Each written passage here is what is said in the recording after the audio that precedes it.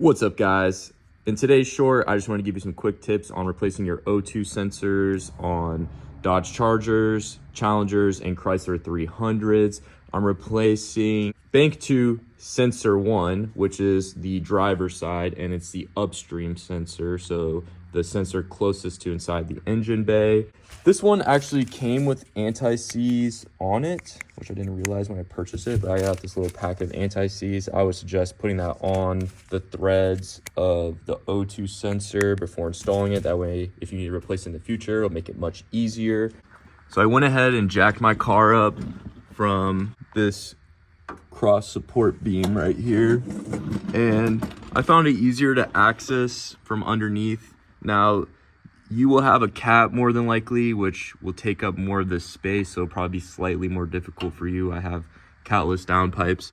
Opens up this space a little bit, but the upstream sensor is this one, which is a little bit more difficult to get to. And then here's the downstream. I did try initially using a O2 sensor socket, and I'll show you two variants of sockets you can use to help get these off. But I actually found it easier just to use this 22 millimeter wrench, and I just got it up in there and was able to loosen it. And it is currently loose, as you can see. And I went ahead and unplugged it.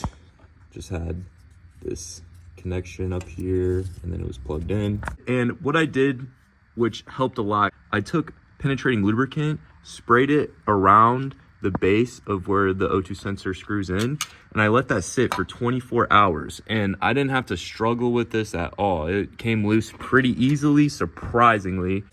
You can get these types of O2 sensor sockets. They're just gonna have a hole in it. This one's probably a little bit more practical, but this one was too big for my O2 sensor. But it basically, these are able to go over the sensor because they do have a wire. So you can slide it over the sensor without having to cut your wire. The main thing I wanted to emphasize is letting that penetrating lubricant sit on it for a day, because that made it so much easier to take out. If yours are the original and they've been inside your exhaust for years and years, they'll probably be in there pretty good, so you might have more difficulty than me. Luckily, this will be an easy swap out. Got that new O2 sensor in, and I went ahead and zip tied it up right there so the cord doesn't hang down and go up against the exhaust at all.